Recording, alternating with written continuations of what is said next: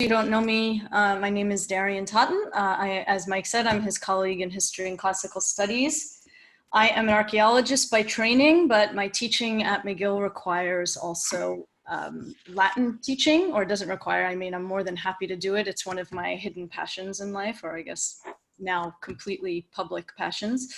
And so what I'm going to do is talk a bit today. Mike shared the title. Here you can see the title. I'd also like to thank Carolyn Samuels, and I spelled your name wrong, oh my God, for all the help with feedback on this presentation today. But what I'm going to talk about is some strategies I've used in my face-to-face teaching, classroom teaching, and how I'm going to adapt them to a remote learning environment for the fall.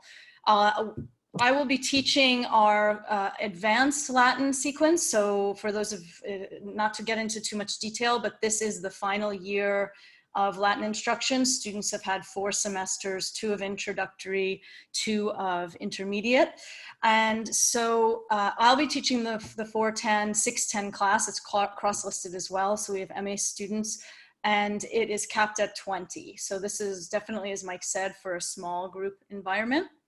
I'm posting here my learning goals for the course. And as you can see, I want to improve proficiency in reading Latin, both prose and poetry. And so I listed that as kind of a technical skill. I want them to develop and refine skills of interpretation and analysis through close reading and online discussion. And so I list this as kind of technical and conceptual. I want them to learn how to assess the different writing styles. In this course, we're going to be focusing on texts from the Roman Civil War between Pompey and Caesar. And so Cicero and Caesar are going to be our 2 main authors.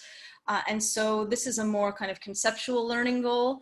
And I want them to be able to consider how the stylistic choices of both Cicero and Caesar link to their political and literary ends, right? How do they want us to both think about them as political people? How are they recording themselves in the historical record around these events?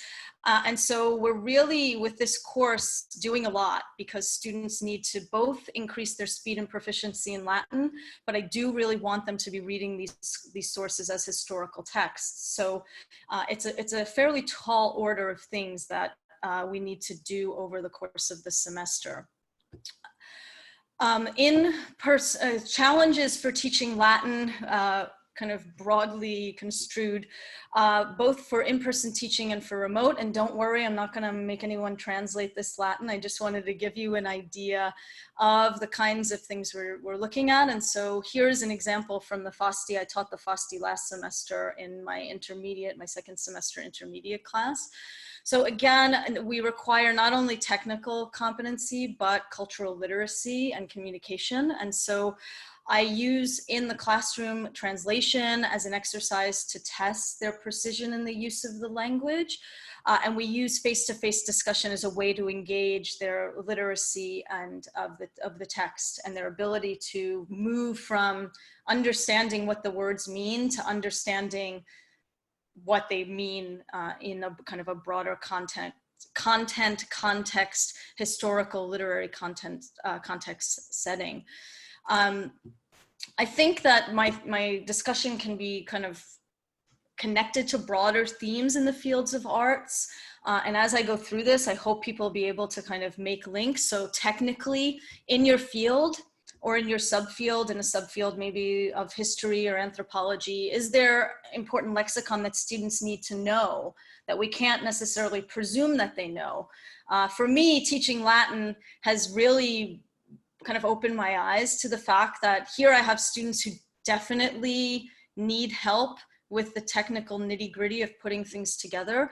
But I think sometimes as being practitioners in our field, maybe we forget that the lexicon, the way of making arguments, the narrative strategies, the genres, the scholarly trends. So here I'm moving to the kind of conceptual ideas.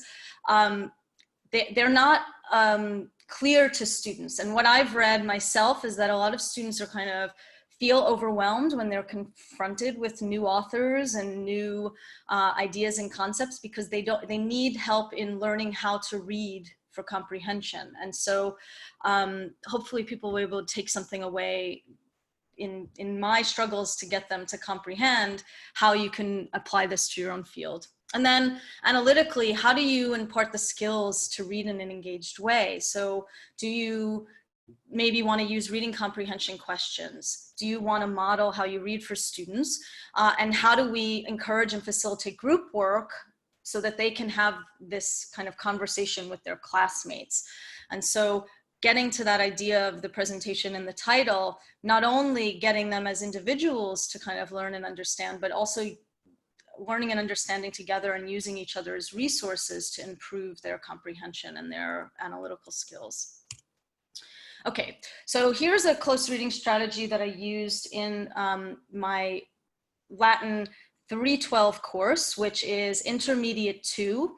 One important thing to know is that I'm going to be with basically the same students next semester. Okay, so I have the benefit of continuing to build these skills with them, and they have a sense of my learning style. And so here I'm giving you a sense of my close reading strategy that I used, and it's a fairly low tech engagement. And so I'll give you some examples in the next few slides of what I mean. But basically what I would do is I would post PowerPoints to my courses that I had marked up in ways that demonstrate to students how I would read the passages or closely read the passages, and kind of encouraging them how I would give them some tactical help. I would cue them to relevant details, and I would give them guided reading questions of things to consider as they were reading.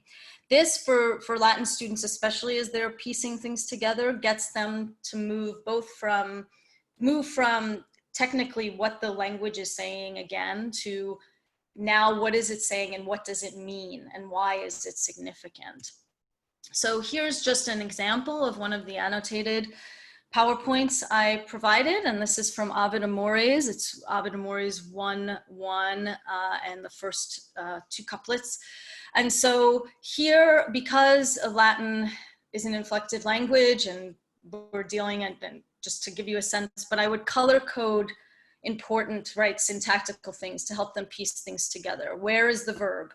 Where is the subject, which is in orange? Where is the verb, which is in red? Where is the direct object? Where are any additional things? In Latin, we have something called the ablative, which is often a kind of explaining the means or the modes by which someone does something. And so I would give them these color-coded texts because most of them would see poetry. It's very different from the kind of simple sentences that they were using in their Latin workbooks, and they'd see large blocks of text. And for lack of a better way of saying it, they would freak out. And so for them to see it kind of divided up, and not only each couplet separated, right, but also to see the color coding, they began to recognize words that they knew. They began to recognize cases in the language that they could see and piecing it together. So it's kind of like training wheels for helping them put together the poetry so that they could see that actually they had all of the building blocks that they needed to do it. They just needed to develop a bit of the confidence in putting it together. I would provide them on each slide, and here I just give you some examples. So a technical question, where is the indirect discourse? This is a very technical kind of Latin thing that we use, but you might find a question in your own field that works. Where do we see a description of evidence in this text, right? Where do we see the scholar moving from evidence to interpretation, right? Marking out those technical places where students need to pay attention. Here we see, I have also an application question. So what poetic devices does Ovid use in these couplets? You might use this kind of question. And here, this is really at its heart, a question about style, right? How does Ovid decide to say what he wants to say? And so you might cue in students to particular styles that they need to look out for. And then I have a conceptual question, right? What tone does Ovid set at the start of the poem, and is it consistent? So it makes them move from looking at the details to then thinking about what the details mean. As I move through the semester, and here's some more Latin, don't freak out, okay? It's actually a really fun poem, the Fasti. It's all about the Roman calendar and Roman religion. But as I move through the semester, the syntactical help becomes less and less, right? As students develop their competency with the language, they become a lot more cued into how to put the language together, and they get more used to what Ovid does as a poet. So I don't really need to put as much stuff. I do add more about analysis, right? Telling them particular details of the poetry that they might want to look out for. And then I give them far more notes and questions to encourage more complex thinking and linking, right? Because as we move through the poetry, or as you will move through your course, you will read more. And students, you might want them to cross-reference not just within your particular class, that text, but also text that you've read earlier in the semester. And so encouraging students to do that. The other thing I should add is that with these PowerPoints, I would not only post them in class on my courses, so student had them as they were preparing the reading for the day, but I would post them, I would have them up in class. And so one way that we were also able to engage a discussion that got students' faces out of their books was that they all had to look at the text together. And I found that this really helped because they would look at each other, they would respond to each other more, they would build on each other's points as we move through the semester, because I also got them their eyes up and they were looking at each other. This is going to be a bit harder for us in a remote teaching environment, but I found that getting students' noses out of the book and actually looking at each other also was really, really helpful. And so this is how I kind of structure my in-class teaching of Latin to kind of build this. And how did I know that they were helping students? Well, our in-class translations and exercises, they improved in their ability to piece the Latin together. They were also much quicker, so we started to get through a lot more Latin.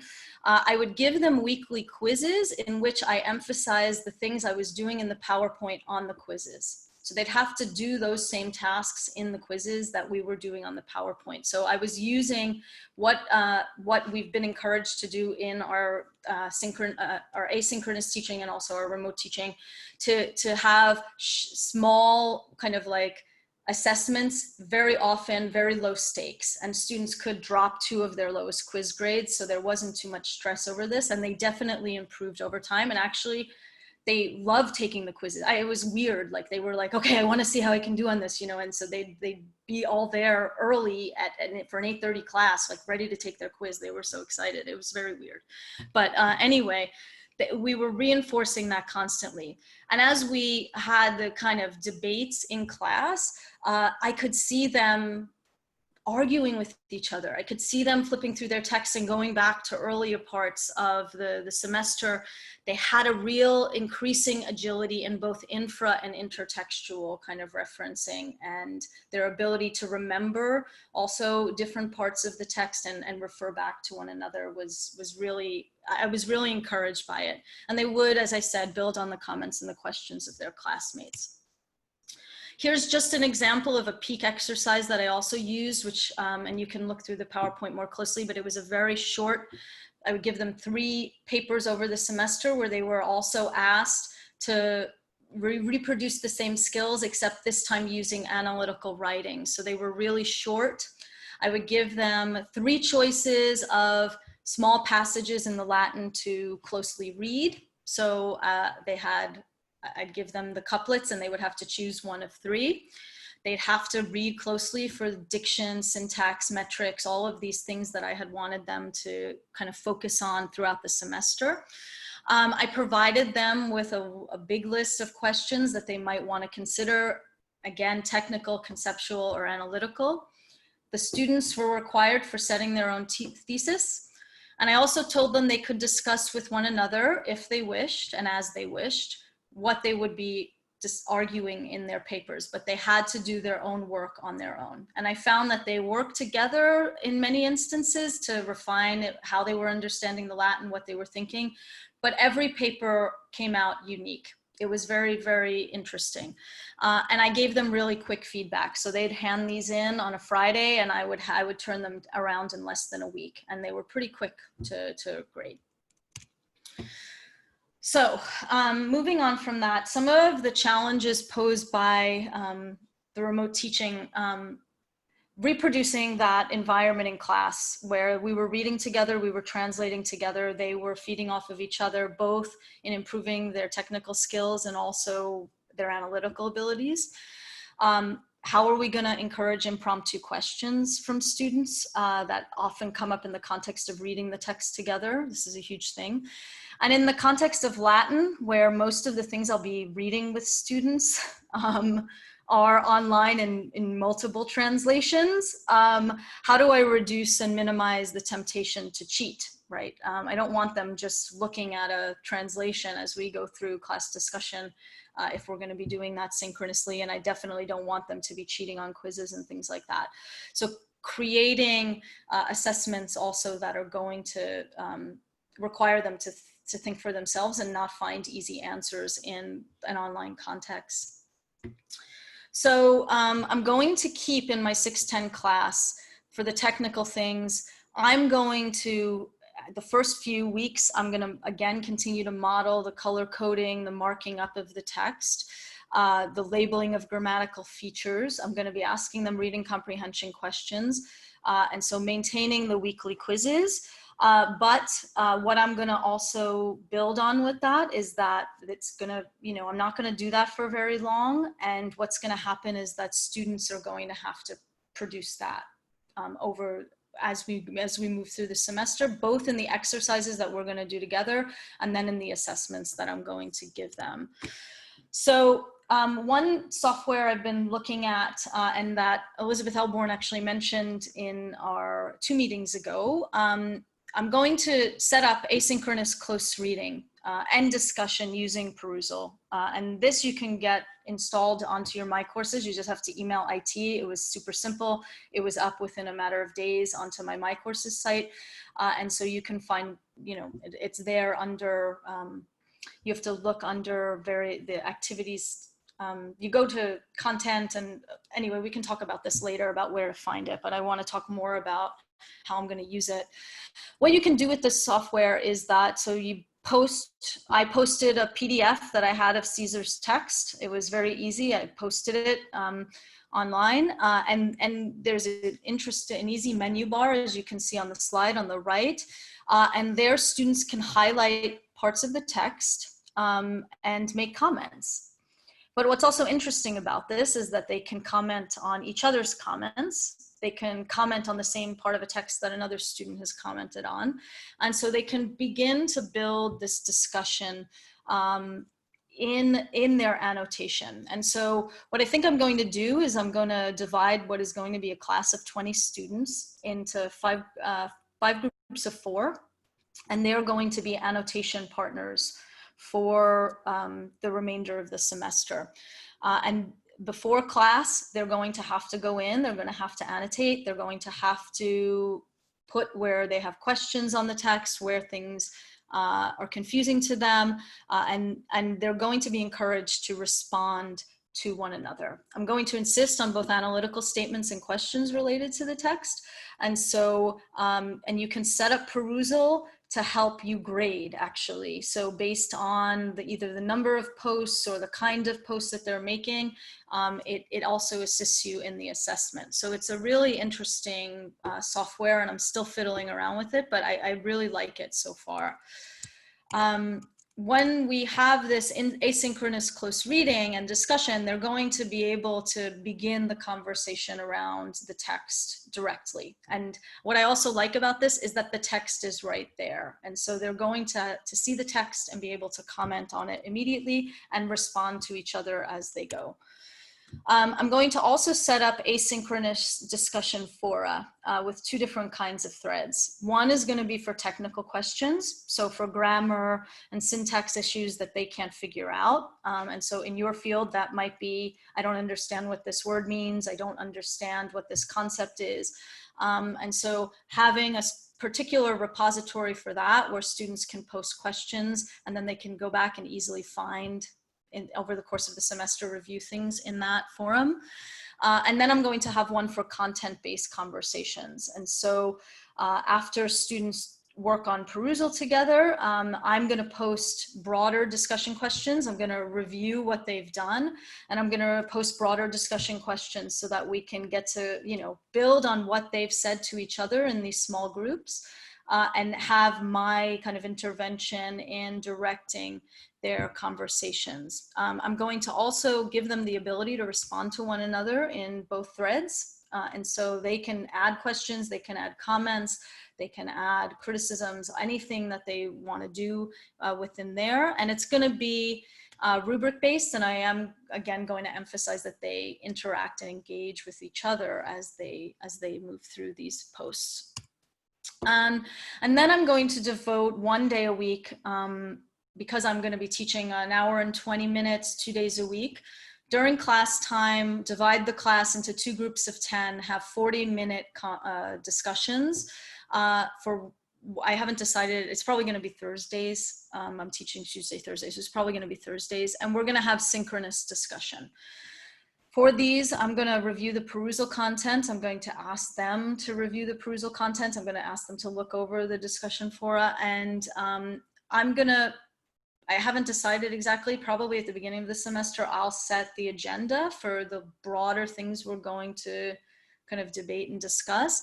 But I think I might also, in a class of 20, you know, there's going to be maybe 10 weeks where I can have one student from each group kind of lead the agenda, go through the comments and kind of discuss and decide what we're going to discuss for that day. So pre-circulate kind of a leading question to begin that discussion, and then see where it goes from there, right? And by then we'll already have had 2 different asynchronous kind of engagements, one with close reading, another with kind of building the discussion. So then we can actually talk through things face to face, and students will have that contact both with each other and with me that I know that many of them are saying they're going to be craving.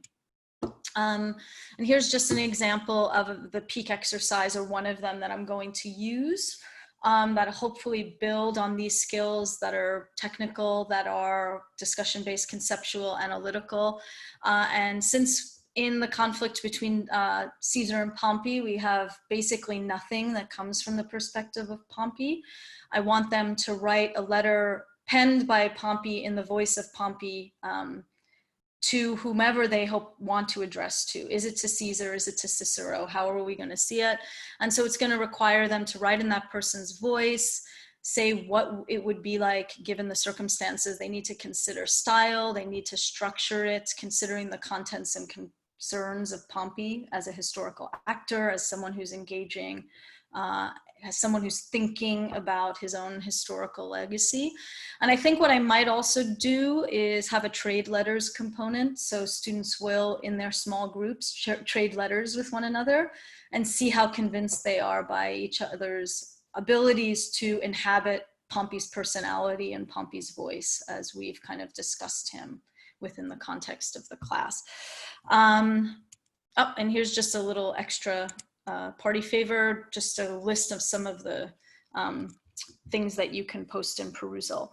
But I think I've gone over my time a little bit, but this is basically some of the strategies and ideas that I have for engaging close reading and kind of building a learning community in my class next semester. So thanks for your time and attention.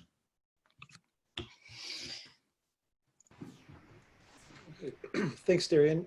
Before we go to questions, and there's surprisingly no questions in chat yet, but I have some questions already lined up.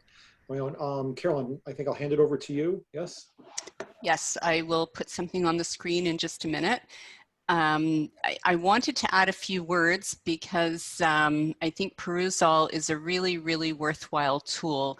I taught with it probably 5 years ago or so, and my students found it easy to use, and they found that it really, it did help with creating community in the classroom. We weren't it wasn't a remote situation 5 years ago. We did meet in class, but the students did have work to do outside of class, and it was a way for them to bond over the text. So what Darian was talking about really resonated with me. I think one of the key points is that the color coding is really flexible in Perusall. So Darian she illustrated with the color coding in the slides it's a manual way, and you had that one slide, Darian, where you showed the example of Perusall, and we saw a pink highlight in there. So there are multiple colors available in Perusall, and you can mark the text up in any way you like. And I think that's really beneficial for students. And Darian, I also noted you said, where do we see the scholar moving from evidence to interpretation? So if there is that kind of question, you can say to students, so all of those instances can be highlighted in X color, and all of other instances can be highlighted in a different color. So there's just an awful lot of flexibility there for what students can annotate and what the document will look like. Another thing to note is, well, Darian, you use it for teaching Latin language and text reading, like literature. I used it for language and close reading of text as well. But this is software that was actually developed in the field of physics, and it's been used for annotations in the sciences. So it's just to give you a sense of the breadth of the application possible. So if you're not teaching language, if you're not teaching literature, there is still application here for you. So now I'm going to show my screen. Let me just click on the right buttons here. And I hope that you are seeing something that says social annotation tools. Can I see nods? Yeah, Michael's nodding, Darian's nodding. Great, thank you. So this is a handout we've prepared for you that Michael will put on the ARTS website when he posts the slides and the recording from today's session. And Perusall it's a type of social annotation tool. And we've titled the document this way in case you want to do more reading about such tools. That's the umbrella term, and Perusall is one example of a social annotation tool. There are other programs that exist. This is the one that McGill is using. We wanted to give you a sense of whether or not there's any research to attest to the value of using Perusall. Note that we didn't do a full literature review. We've made some selections just to get you started if you want to read some studies about how Perusall has been used and what the benefits have been. So I'm not going to go over this with you. I just want to let you know what's in this resource, which is only 2 pages. Some opinions from students, their perceptions of the value of it.